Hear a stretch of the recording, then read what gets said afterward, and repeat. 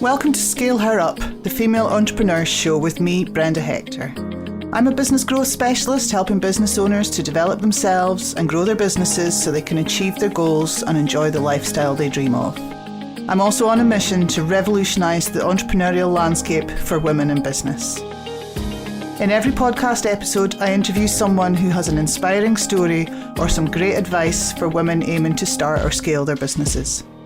If you're new to the show, take a moment to subscribe and please check out the previous ones after listening to this. We've got an awesome community on Facebook. Just search for Scale Her Up and join in. I'm absolutely delighted to have Dr Monika Gostic with me on the Scale Her Up podcast this morning. Monica, thank you for joining me. Thank you for having me. It's a pleasure. Really great to have you here. Monica is an award-winning nutrition coach and a lecturer as well, I believe, and a very educated woman. There's two of us on the podcast today. Tell us a little bit, Monica, about your journey as a woman in business. Oh, well, that was quite an interesting journey. And I feel that's the beauty of everything, what we do as female entrepreneurs and women in business is we all have a story. And no matter how small we think it is, it's actually quite impressive to someone else. So I started off as a small girl in Slovenia, the tiny country next to Italy and Croatia.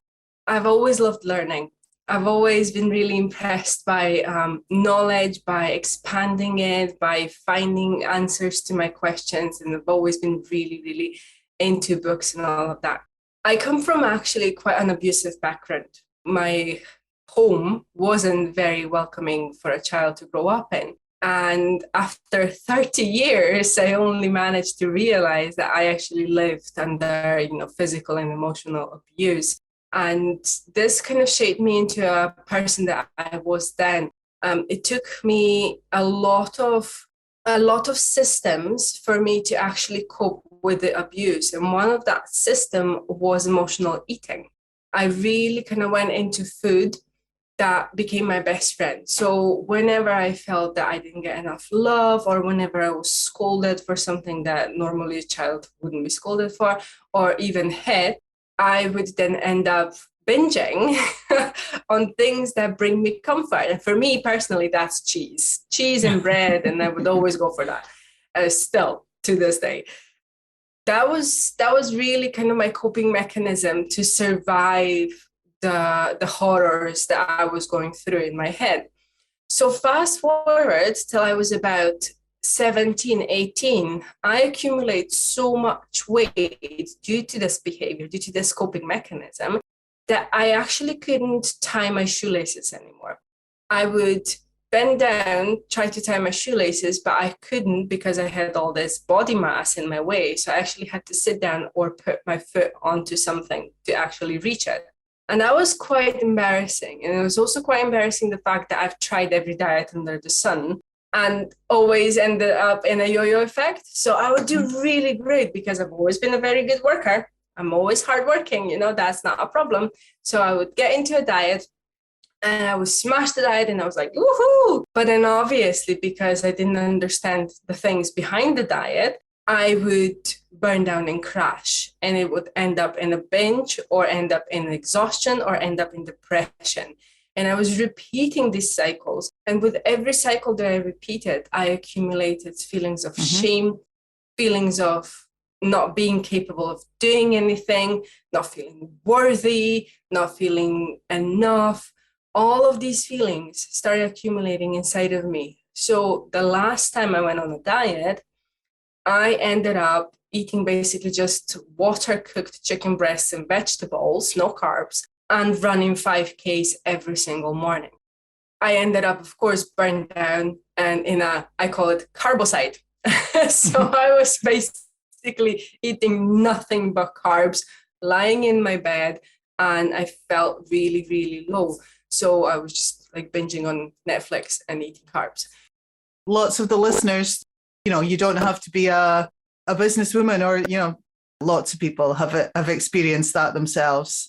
I'm sure that yo-yo dieting as well. I'm definitely one of them. So tell us how this led to your business then. Well, fast forward, I actually met a woman who was a health coach at that time, and she introduced me to the whole different idea of healthy lifestyle, the holistic stuff, to not just to think about calories in, calories out, to think about my mindset. She was the one who put me on the pathway of personal development through books and, listening to podcasts and listening to people who have done it and learning from them and all of these kind of stuff. So I started developing my mind. I started developing my body as well. I've lost 55 pounds within a span of like 1 year, and I kept it off for 14 years. Well done. With pregnancy in between and everything, and I'm now in my mid-30s, and I'm the leanest, the healthiest, and the strongest that I've ever been in my life. So as a scientist, this was all happening like on the side as I was developing my studies as well. Going on a weight loss journey like this, the one that's really sustainable, the one that was changing my mind and the one that was changing my body, gave me a lot of confidence, changed me as a person, gave me a permission to kind of be bold in my choices. And I then went from being just an undergrad in the university, doing, what most of undergrads do. I went from that to changing countries and studying in Germany for my master's degree all by myself without even knowing the language. And it's just, I can't describe the feeling, but if I hadn't started on the journey through nutrition and health coaching, I would not have the courage to do that. And then I've done that. And the more experience I've accumulated, the braver I became. And this is how I ended up in Scotland, where I finished my PhD in genetics. And I'm now a lecturer here at the university. And here is basically where my idea of business really came up. I kind of was comfortable with my personal journey. It was a long journey. I was comfortable with it. I've documented it throughout, and I know what it took for me to get where I am. And then I started studying nutrition on the side. My main educational and professional interests are genetics, molecular biology. I've been working with viruses, very current topic. Mm-hmm. My latest position as a researcher was at Edinburgh University as a cancer researcher. And due to my interest in nutrition, my supervisor actually suggested that I develop a gut cancer model so that I can actually study nutrition and cancer development and how this works with the immune system. So this was so incredible. When I started with my business, I was like, I really didn't know what I wanted to do, but I knew that I wanted to help other women who can find themselves in the same story that I told you. I knew that I can help them. I knew that I can take them through this journey a lot faster than I've done, right? Instead of 10 years, I know that people can go through this journey now in like a year or even less. So this is how I then become a woman in business, an entrepreneur. And now it's been 4 years, and it's been absolutely incredible journey. And I love every minute of it. So at the moment, am I right in thinking that the business is a sideline, or is the lecturing a sideline? That is a very good question. As an entrepreneur, is your business ever a sideline? I think a lot of people get into business by doing something that they're passionate about, a hobby that gradually takes over and becomes the main focus of their career. So yeah, that's basically how it started. So I first started helping some friends and family, and then basically realized that I've got a lot more to offer. So I started charging a very small fee, and then when I became a bit more comfortable, then I actually developed a strategic program, which is what I do now, and then took first clients through it just to gain confidence, and then another batch of clients and another batch of clients. And, you always develop. So my idea is for this business to be full-time. It was full-time through the quarantine because obviously we were all at home. And now it's back to being kind of 50-50. I'm still lecturing, obviously full-time. Right now I'm in the middle of marking students' exams, so it's a fun time for me. Of course, I'm also full-time doing the business, because when you're a nutrition coach, it's never like, yes, I put limits up. I have my schedule. I know when I'm speaking to my clients, but I'm constantly learning in the background because I'm so passionate about this topic that for me, that is also full time. I'm like, I live and breathe the topic, if that makes sense. Yeah, absolutely. Absolutely. So, I mean, it's a really interesting framework. And I hope that the listeners can see how maybe they can adapt their hobby into something that they're passionate about and that can generate them an income and a career. So, but what have been the challenges that you face? A lot of challenges, of Mm-hmm. course, just like with everything in life. In the field, as soon as I accepted that business is just like life, the challenges will arise, then I became a lot calmer. So in the beginning, I was very scared. That was the biggest challenge, the fear. I was very scared, and because I was scared, I wouldn't take action. And of course, with action comes everything else, comes confidence, come results. I didn't even take action because I was too scared to make mistakes. I was scared that I wasn't good enough. I had an imposter syndrome, all these classical things that majority of us women go through. So that was one of the biggest obstacles. And of course, I hired a coach. I surrounded myself with different women who have gone through this. So they helped me get through all of these problems. And of course, a lot of reading. Right now, I'm reading a book called Mindset. It's very, very important. I mean, if you talk to me about mindset 5 years ago, I would laugh in your face. Now it's my major thing, right? So, Oh, me too. I mean, affirmations and all that before, like 5 years ago, I was like, are you joking? What is this nonsense? Now I wake up in the morning and I write affirmations into my journal. So it's developing as a person, but this comes gradually. You can't just click your fingers and do it. But yeah, fear was a major obstacle. One other obstacle was lack of time. I am a full-time employed. I have a child. I'm also an inspiring competitive powerlifter. So, time goes into my training and so on and so forth. So for me, it was really, really difficult to figure out this balance. And obviously through pandemic, the balance kept breaking down. The balance kept disappearing. It wasn't balanced. And the whole core of my program is about balance. So it was just so difficult to find that balance and keep juggling things. But as soon as I realized that it doesn't matter, I don't have to push myself to the point that I thought I had to push myself. As long as I do this one small thing, and then one small thing, and then one small thing, things add up, and I will finish whatever needs to be done. The third thing that was a big problem was I thought I needed a lot of finances. I thought so. And it is not true. You do not need a lot of finances to start a business. There's lots of systems and all that you can start for free. But the basics, the actual basics to the business itself is speaking to people. Like you need to talk to people and just make them fall in love with who you are and what you can do for them. And that's free. That's absolutely free. So you don't need to do that. So that is one thing that if I went back, I would definitely do it differently. I wouldn't start with a website. I wouldn't start with expensive systems. I would start with just figuring out who I am, what I want to do, and talk to people about this all the time.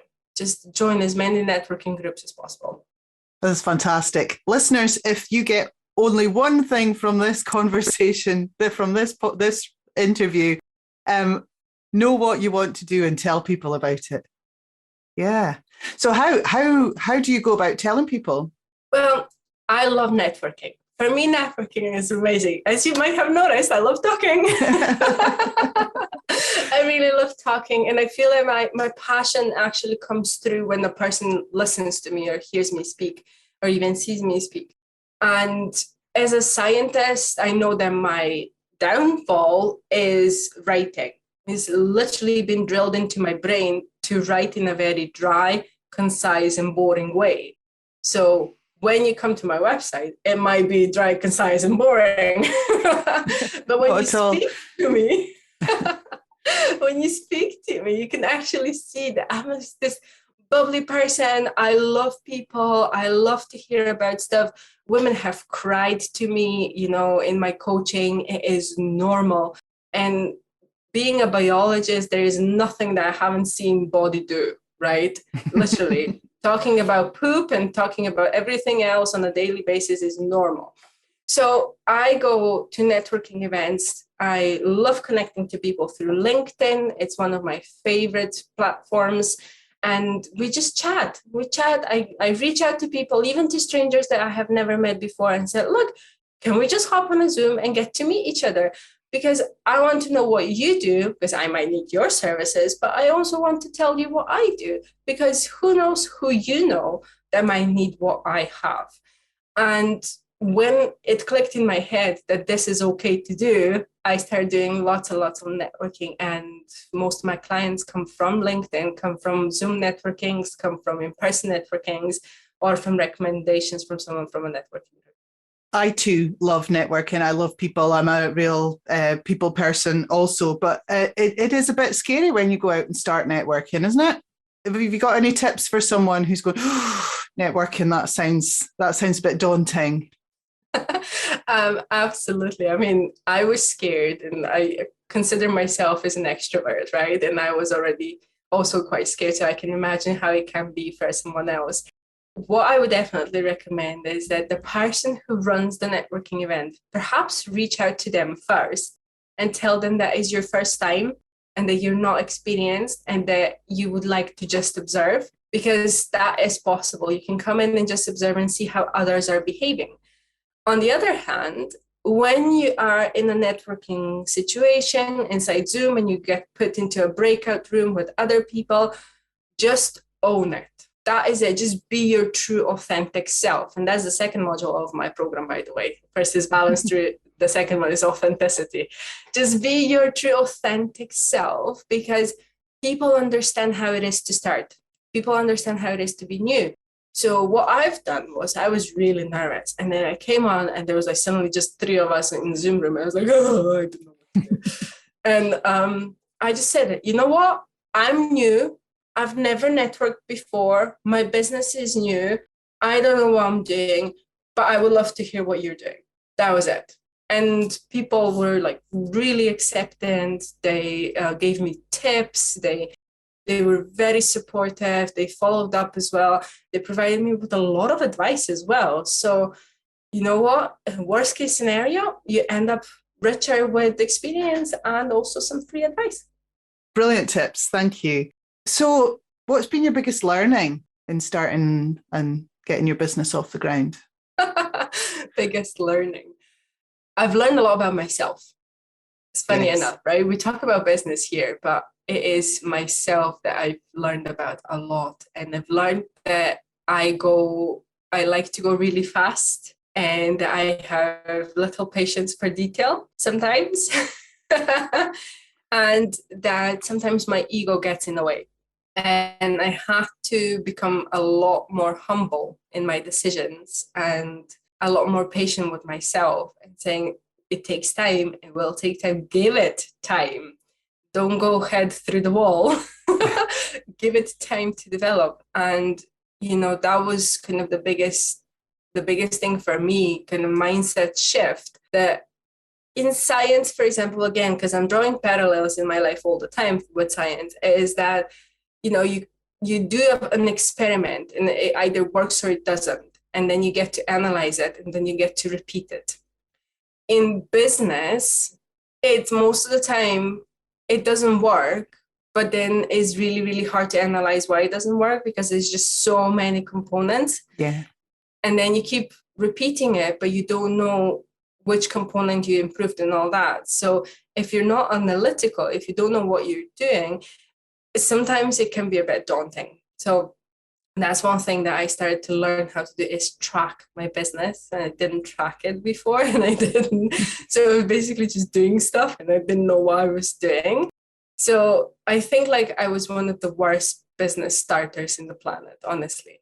And to whoever is listening to this, if you feel like you don't know how to run a business, join the club. I've got t-shirts. Honestly, I didn't know how to run a business. I still don't. So my expertise is in nutrition. My expertise is in coaching women how to eat to prevent chronic illnesses and lose weight.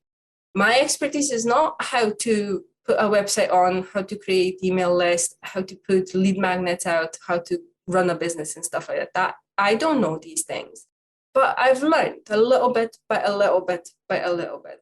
And I think that the biggest thing for me really was to realize through all this journey of crying and laughing and having clients and not having clients and developing who I am.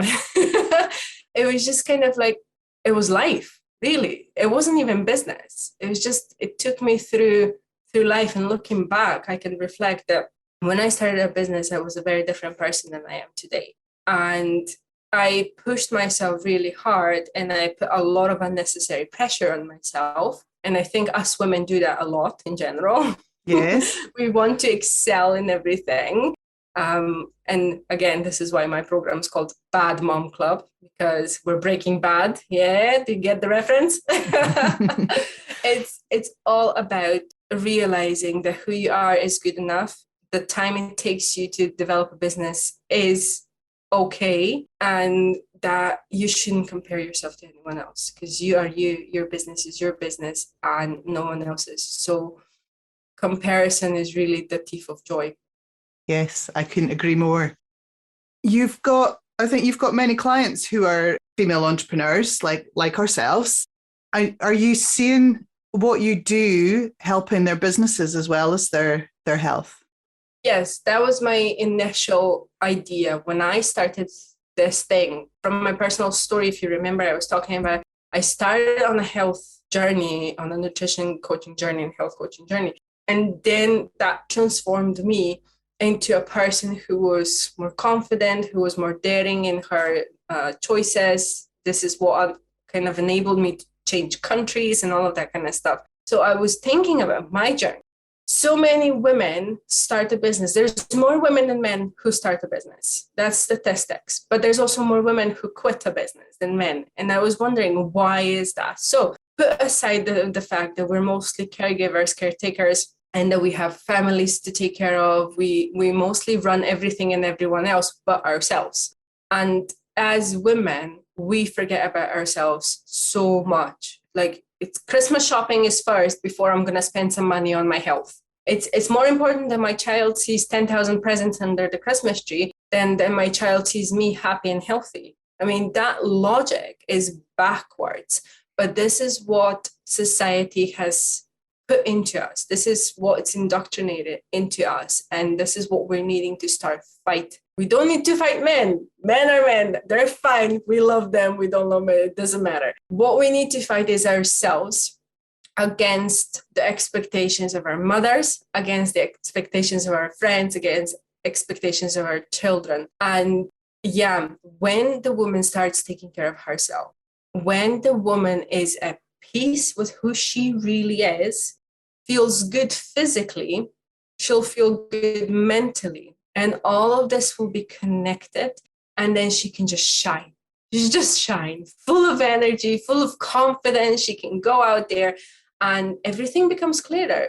The business is more focused. Everything runs. She's happier. She attracts clients that she really wants. Basically, people are coming to her because she's that magnet of healthiness and happiness. And people want to work with that kind of person. People don't want to work with a person who doubts themselves all the time. And that's why I say a person to succeed in the outside, you need to succeed in the inside. If you look at every major entrepreneur, every person who ever succeeded in life, the primary thing that they're focusing on is their health. That is the first thing. So my business program is called Nutrition for Business Success for that reason. And that is a part of my Bad Mom Club. And when you go through not just feeling good inside your body, but also through basics of who you are, what you want to achieve, and all of these, you need to kind of take a step back a little bit to then shoot forward like an arrow into your success. Fantastic. I often use the term healthy body, healthy mind, healthy business. And so many of us focusing on the business and having to, it's all about the business and actually stepping back and looking after yourself. is going to help the business grow. Absolutely. Yeah. I mean, here I could totally geek out on all the studies, connection between the gut health and brain health and everything else. But, let's leave that for next time. But that is absolutely true. You need to take care of your body first, and then everything else will follow. I'm listening to this thinking I've got to have another chat with you, Monica, about what you can do to help me. So just while we're in the interview, and I'll put a tag when the podcast goes live, but how can people contact you to find out more about what you can do to help them? Oh, it's super, super simple. So wherever you just put into Google Dr. Monika Gostic, and you'll find me on LinkedIn, you'll find me on Facebook, you'll find me on Instagram, on Twitter. I am everywhere. Feel free to call me. Feel free to send me a message. Or if you want a longer chat, just book a call through my link, and then we'll hop on a Zoom and just chat over a cup of tea. That's my favorite thing to do. Fantastic. So as you know, the Scale Her Up podcast, I started this because I want to see a difference in the number of women that are starting and scaling their businesses. You've obviously described to an extent how nutrition can help, but what else do we need to do to create this revolution to match the number of men starting and scaling their businesses? First thing that I would say is unite. Yep. I feel too many women think that they're by themselves or just do things in isolation. I think that we look at each other as competitors instead of collaborators. And I would definitely recommend that more women step together and form like a movement or form a sisterhood or something, a community that will support them no matter what. That was also my initial idea, to create like a whole movement of bad moms who would be there, fiercely support each other in their journeys to success. And I think together we're stronger. So definitely just find a community, find someone who will support you. Second thing that I feel was the scariest step in my entrepreneurial career, the scariest of them all, but the best one ever, was to hire a coach. I really, really think that when I hired a coach, a lot of not just pressure was taken off me, but I got laser focused, right?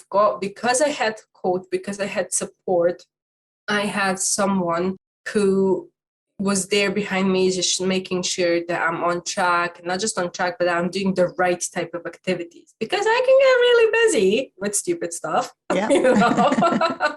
But they were making sure that I'm doing the right type of activities. So they always helped me refocus. It always helped me stay on track. And of course, include your children into your business. It doesn't have to be, oh, well, I need to put my children to bed and then work on my business, or I can't do my business because I need to go with the kids on the park.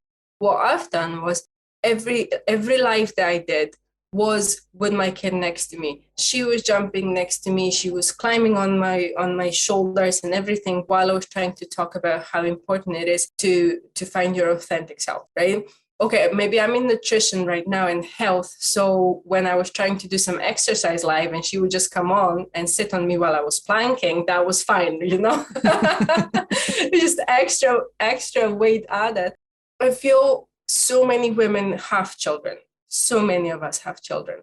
And just the fact that children come into the room when we're on Zoom, children come into the room when we're on lives and stuff like that, instead of panicking about this, embrace it, because that is who you are. It's a part of your life. So don't think that you need to exclude your kids from your business. Just include them in, let them be a part of you. So many more women are going to connect to what you do, because they'll see that you're just a woman who's trying her best around the family. I guess what I'm trying to say with this is, don't try to be someone you're not. Connect with someone, get a coach, and just be who you are. Allow yourself to show who you truly are to people, to the world. I know it's scary. I know it's very vulnerable, but that's what people love. And when I started sharing my story, when I started showing how I struggle with my crazy 6-year-old, then people were just like, you know what? I identify with what you're saying. I can resonate with what you're saying and who you are and what you do, and you really inspire me. Fantastic. Unite. Join your group, join my group, join the Scale Her Up group, find a coach, whoever that is. It's about finding the right person for you, the right nutrition coach, the right business coach. shop around and find the right person that you click with, I would say. And I love that. Just be you. I know maybe it's still early days in your business, but would you do it all over again? The $1 million question. Today, yes. A couple of days ago, no. It all depends. As I said, we do have ups and downs. I talk to my partner a lot about these things, and sometimes I'm like, you know what? If I've never started, I would be calmer. We would have holidays more. We would do this more. We would do that more. And then he said to me, "But you would be asking yourself for the rest of your life, what if?" And you would be living in that unfulfilled state. At least now, with what you're doing, you can say, I've done it. I've put all in. I've done my best. And if it doesn't work out, it doesn't work out. It doesn't matter. But if it does, imagine the future. So yes, I would do it all over again. A lot more guided. Do things a little differently, yeah? A little differently, yeah. But I would go and do it again because who I am goes beyond my job, and who I am really only shines through when I do my business and when I help others. And I cannot be me without what I do. Fantastic. Is there anything that I should have asked you, Monica, that I haven't done? I think we covered quite a lot, actually. Yeah, we have. Usually people ask me what are like my top tips for females and stuff like that. I mean, I did give quite a lot of them, but just in general, I think we covered really a lot of topics, but in general, for women who are in business and struggling, or women who are thinking about going in business, there's so much out there. And I know that it can be a bit overwhelming to start, but it doesn't have to cost you money to start. There's a lot of support networks that are helping. Locally here, I'm from Dundee in Scotland. Here we've got Business Gateway, for example. Business Gateway is free support, and it's a fantastic way to get your foundation going. So just get your foundation started. And then when you're starting to top up, when you're starting to get influx of money, then you hire a coach, you hire someone who's going to guide you through the rest and scale you up. It is not as scary as you think it is, but it's definitely a journey that's going to take you places that you never thought you're going to go. And it's amazing. It's so exciting. So, no, that is all. I've said it all. Thank you so much, Monica. It's been really, really great to chat with you. And I will be chatting with you afterwards about what you can do for me and my nutrition and health as well. So, yeah, thank you. Thank you for being with us on the Scale Her Up podcast. Thank you so much for having me, and good luck, everyone. You've got this. You do. Thanks for listening to Scale Her Up, the Female Entrepreneurs Show. Don't forget to subscribe so you don't miss any future episodes, and please join our Facebook community at Scale Her Up. Please connect with me, Brenda Hector, on social media and drop me a message to let me know you're enjoying the podcasts, or even better, pop a wee review on iTunes. I'm going to finish by reminding you, only 1 in 3 UK entrepreneurs are female, and men are 5 times more likely to scale their business to over 1 million in turnover than women. If we started and scaled our businesses to the same extent as men, it would add 250 billion to the UK economy and provide millions of jobs. Ladies, you can do it, and we're going to make a massive difference.